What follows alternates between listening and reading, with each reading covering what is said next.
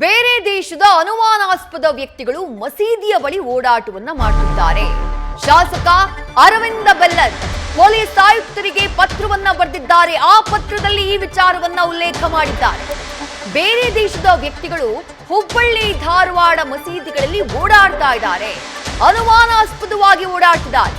ಅಂತಹ ವ್ಯಕ್ತಿಗಳ ಮೇಲೆ ಕ್ರಮ ಕೈಗೊಳ್ಳಿ ಅಂತ ಹೇಳಿ ಪತ್ರವನ್ನ ಬರೆದಿದ್ದಾರೆ ಬಿಜೆಪಿ ಶಾಸಕ ಅರವಿಂದ ಬೆಲ್ಲದ್.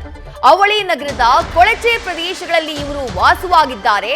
ಅಹಿತಕರ ಘಟನೆ ಆಗದಂತೆ ಕ್ರಮವನ್ನ ಕೈಗೊಳ್ಳಿ, ಯಾವುದೇ ಅನಾಹುತ ಸಂಭವಿಸುವ ಮೊದಲು ಇವರ ವಿರುದ್ಧ ಆಕ್ಷನ್ಗೆ ಇಳಿಯಿರಿ ಅಂತ ಹೇಳಿ ಪೊಲೀಸ್ ಆಯುಕ್ತರಾಗಿರುವಂತಹ ಶಶಿಕುಮಾರ್ಗೆ ಪತ್ರವನ್ನ ಬರೆದಿದ್ದಾರೆ ಬಿಜೆಪಿ ಶಾಸಕ ಅರವಿಂದ ಬೆಲ್ಲದ್.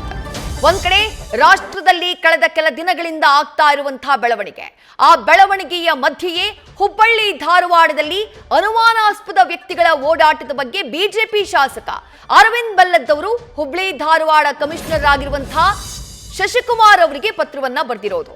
ಆ ಪತ್ರದಲ್ಲಿ ಅವರು ಉಲ್ಲೇಖವನ್ನ ಮಾಡಿದ್ದಾರೆ. ಒಂದಿಷ್ಟು ಮಂದಿ ಬೇರೆ ದೇಶದ ವ್ಯಕ್ತಿಗಳು ಮಸೀದಿಗಳ ಬಳಿಯಲ್ಲಿ ಓಡಾಟವನ್ನ ಮಾಡ್ತಿದ್ದಾರೆ. ನಗರದ ಕೊಳಚೆ ಪ್ರದೇಶಗಳಲ್ಲಿ ಅವರು ವಾಸ ಇದ್ದಾರೆ. ಹೀಗಾಗಿ ಅನುಮಾನಾಸ್ಪದವಾಗಿ ಯಾರು ಓಡಾಟವನ್ನ ಮಾಡ್ತಿದ್ದಾರೋ ಅವರನ್ನ ಪತ್ತೆ ಹಚ್ಚಿ ವಿಚಾರಣೆ ಮಾಡಿ ಯಾವುದೋ ಅಹಿತಕರ ಘಟನೆ ಆಗೋಕ್ಕೂ ಮುಂಚೆ ನೀವು ಕ್ರಮವನ್ನ ಕೈಗೊಳ್ಳಬೇಕು ಅಂತ ಹೇಳಿ ತಾವು ಹುಬ್ಬಳ್ಳಿ ಧಾರವಾಡ ಪೊಲೀಸ್ ಕಮಿಷನರ್ ಶಶಿಕುಮಾರ್ ಅವರಿಗೆ ಬರೆದಿರುವಂತಹ ಪತ್ರದಲ್ಲಿ ಮನವಿಯನ್ನ ಮಾಡಿಕೊಂಡಿದ್ದಾರೆ ಬಿಜೆಪಿ ಶಾಸಕರಾಗಿರುವಂತಹ ಅರವಿಂದ್ ಬೆಲ್ಲದ್. ಅರವಿಂದ್ ಬೆಲ್ಲದ್ ಅವರು ಬರೆದಿರುವಂತಹ ಪತ್ರದಲ್ಲಿ ಏನಿದೆ ನೋಡೋಣ.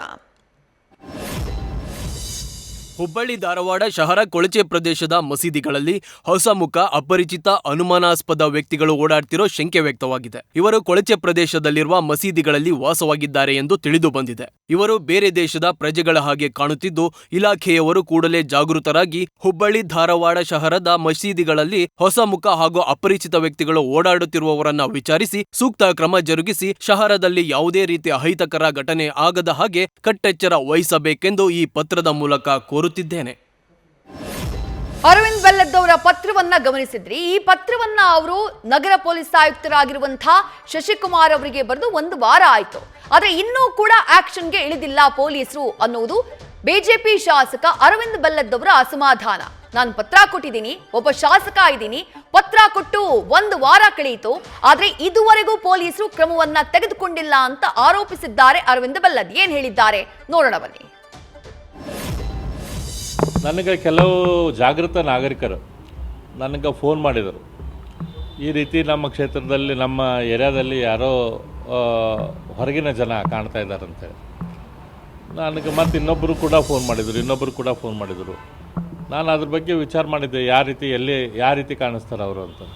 ಇಲ್ಲ, ನಮ್ಮ ಲೋಕಲ್ ಅನಿಸೋದಲ್ರಿ, ಬೇರೆ ರೀತಿಯ ಜನ ಅನ್ನಿಸ್ತಾರೆ ಅಂತ ಹೇಳಿದರು. ಬೇರೆ ರೀತಿಯ ಜನ ಅಂದರೆ ಬಾಂಗ್ಲಾದೇಶದವ್ರ ಟೈಪ್ ಇದ್ದಾರಾ ಅಂತ ಕೇಳಿದೆ. ಬಾಂಗ್ಲಾದೇಶದವ್ರ ಟೈಪ್ ಕಾಣ್ತಾ ಇಲ್ಲ, ಅವರು ಪಾಕಿಸ್ತಾನಿಗಳ ಟೈಪ್ ಕಾಣ್ತಾ ಇದ್ದಾರೆ ಅಂತ ಹೇಳಿದರು. ಹಾಗಾಗಿ ಅದು ಯಾವಾಗ ಬೇರೆ ಬೇರೆ ಕಡೆ ಸೋರ್ಸಿಂದ ಸುದ್ದಿ ಬಂತು, ನಾನು ಪೊಲೀಸ್ ಕಮಿಷನರಿಗೆ ಫೋನ್ ಮಾಡಿ ಹೇಳಿದೆ, ಈ ರೀತಿ ಸುದ್ದಿ ಬರ್ತಾ ಇದೆ, ಇದ್ರ ಬಗ್ಗೆ ನೀವು ಇಮಿಡಿಯೇಟ್ಲಿ ಎನ್ಕ್ವೈರಿ ಮಾಡಿರುತ್ತೆ. ಅದು ಅಸಲ್ದೆ ನಾನು ಪತ್ರವನ್ನು ಕೂಡ ಕಮಿಷನರಿಗೆ ಮತ್ತು ಗೃಹ ಮಂತ್ರಿಗಳಿಗೆ ಬರೆದೆ. ಆದರೆ ಇದೊಂದು ಸೂಕ್ಷ್ಮ ವಿಷಯ ಆಗಿದ್ದಕ್ಕೆ ಮತ್ತು ಅವ್ರಿಗೆ ಎನ್ಕ್ವೈರಿ ಮಾಡೋಕ್ಕೆ ಸರಿಯಾಗಿ ಎನ್ಕ್ವೈರಿ ಮಾಡೋಕ್ಕಾಗಲಿ ಅನ್ನೋದಕ್ಕೆ ನಾನು ಪತ್ರಿಕೆಗಳಿಗೆ ಆಗಲಿ ಅಥವಾ ಹೊರಗೆ ಮೀಡಿಯಾಕ್ಕಾಗಲಿ ಈ ಪತ್ರವನ್ನು ಬಿಡುಗಡೆ ಮಾಡಲಿಲ್ಲ. ಈ ವಿಷಯದ ಬಗ್ಗೆ ನಾನು ಮಾತಾಡೋಕ್ಕೆ ಹೋಗಲಿಲ್ಲ. ಆದರೆ 8 ದಿನ ಆಯಿತು ಇವತ್ತಿನ ದಿನ ಅದು ಆ ನಾ ಬರೆದಂಥ ಪತ್ರ ನನಗನ್ಸುತ್ತೆ ಪೊಲೀಸ್ ಕಮಿಷನರ್ ಆಫೀಸಿಂದನೇ ಮೀಡಿಯಾಕ್ಕೆ ಲೀಕ್ ಆಯಿತು ಅಂತ ಅನಿಸುತ್ತೆ. ನಿನ್ನೆ ದಿನ ಪೊಲೀಸರಿಗೆ ಕಮಿಷನರಿಗೆ ಎನ್ಕ್ವೈರಿ ಮಾಡಿದ್ದಾರೆ ಪೇಪರ್ದವರು. ಇವತ್ತು ಪೇಪರ್ದಲ್ಲಿ ಬಂದೈತಿ, ಇಲ್ಲ ಕಮಿಷನರ್ ಐತಲ್ಲ, ಇಲ್ಲ ಆ ವಿಷಯದ ಬಗ್ಗೆ ನನಗೇನು ಗೊತ್ತಿಲ್ಲ ಅಂಥೇಳಿ ಉತ್ತರವನ್ನು ಕೊಟ್ಟಿದ್ದಾರೆ. ಇದೊಂದು ಭಾಳ ಬೇಜವಾಬ್ದಾರಿಯುತ ಹೇಳಿಕೆ. ನಾನು ಇಷ್ಟೊಂದು ಸೀರಿಯಸ್ ಅಲಿಗೇಷನ್ ಮಾಡಿದಾಗ ಕೂಡ ಪೊಲೀಸ್ ಕಮಿಷನರ್ ಇದ್ರ ಬಗ್ಗೆ ಎನ್ಕ್ವೈರಿ ಮಾಡಿ ಏನಾಯಿತು ಏನಿಲ್ಲ ಅನ್ನುವಂಥ ವಿಷಯ ನನಗೂ ಕೂಡ ಹೇಳಿಲ್ಲ. ಅದ್ರ ಜೊತೆ ಎನ್ಕ್ವೈರಿ ಮಾಡಬೇಕನ್ನುವಂಥ ಮನಸ್ಥಿತಿ ಕೂಡ ಅವ್ರದ್ದು ಇದ್ದಂಗಿಲ್ಲ. ಇದು ಇವತ್ತಿನ ಕಾಂಗ್ರೆಸ್ ಸರ್ಕಾರದ ಆಡಳಿತ ವೈಖರಿ. ಕೇವಲ ಕಮಿಷನರಿಗೆ ಮಾತ್ರ ಅಲ್ಲ, ನಾನು ಗೃಹ ಮಂತ್ರಿಗಳಿಗೆ ಕೂಡ ನನ್ನ ಪತ್ರವನ್ನು ಬರೆದಿದ್ದೇನೆ. ಇವತ್ತು ದೇಶಘಾತಕ ಶಕ್ತಿಗಳಿಗೆ ಇವ್ರು ನಮ್ಮ ಬ್ರದರ್ಸ್ ಅಂಥೇಳಿ ಅವ್ರು ಯಾರಿಗೂ ಆ ರೀತಿಯ ಟ್ರೀಟ್ಮೆಂಟ್ ಇವ್ರು ಕೊಟ್ಕೊತ ಹೋದ್ರೆ ಮೇಲಿನವರು, ಕೆಳಗಿನವ್ರದ್ದು ಕೂಡ ಅದೇ ರೀತಿಯ ಸ್ವಭಾವ ಇರ್ತದೆ. ಕೆಳಗಿನವರು ಅದನ್ನು ಅನುಕರಣೆ ಮಾಡೋಕ್ಕೆ ಪ್ರಯತ್ನ ಮಾಡ್ತಾರೆ. ಮ್ಯಾಲಿನವರು ಸೀರಿಯಸ್ ಇಲ್ಲ ಬಿಡಪ್ಪ, ಅವ್ರಿಗೆ ಆ್ಯಕ್ಷನ್ ತೆಗೆದುಕೊಳ್ಳೋದಿಲ್ಲ, ನಾವು ಯಾಕೆ ಮಾಡೋಣ ಅಂತೇಳಿ ಈ ರೀತಿಯ ಮನಸ್ಥಿತಿ ಇವತ್ತು ನಮ್ಮ ಪೊಲೀಸ್ ಇಲಾಖೆದ್ದು ಮತ್ತು ಕರ್ನಾಟಕ ಸರ್ಕಾರದ್ದು ಐತಿ. ಸುಮಾರು 7-8 ಜನರ ಗ್ರೂಪದಲ್ಲಿ ಕಾಣ್ತಾ ಇದ್ದಾರೆ ಅಂತೇಳಿ ಸುದ್ದಿ. ಏನು ಅವ್ರದ್ದು ಆ್ಯಕ್ಟಿವಿಟೀಸ್ ನಮ್ಗೆ ಗೊತ್ತಿಲ್ಲ. ಅಂದರೆ ಅವರು ಅಲ್ಲಿ ಬರ್ತಾ ಇದ್ದಾರಂತೆ, ಅಲ್ಲಿ ದಿನ ಬೆಳಗ್ಗೆ ನಮಾಜ್ ಟೈಮ್ದಾಗ ಕಾಣ್ತಾ ಇದ್ದಾರೆ, ಹೊರಗಿನವ್ರದಾರ ಅಂಥೇಳಿ. ಯಾರು ಏನು ಅಂತ ವಿಚಾರ ಮಾಡಬೇಕು.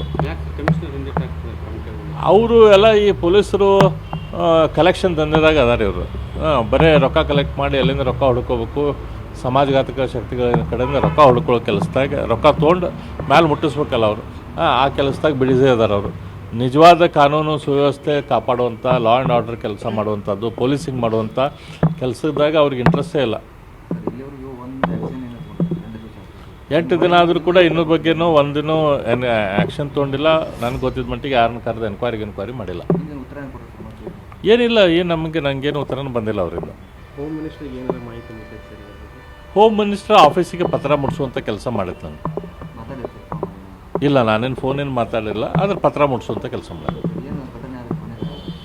ಕಾಂಗ್ರೆಸ್ ಸರ್ಕಾರನ ಹೊಣೆಗಾರ ಆಗುತ್ತೆ, ಪೊಲೀಸ್ ಇಲಾಖೆ ಹೊಣೆಗಾರಿಕೆ ಆಗುತ್ತೆ. ನ್ಯೂಸ್ ಫಸ್ಟ್ ನಿರ್ಭೀತಿಯಿಂದ ನಿಮ್ಮ ಪರವಾಗಿ.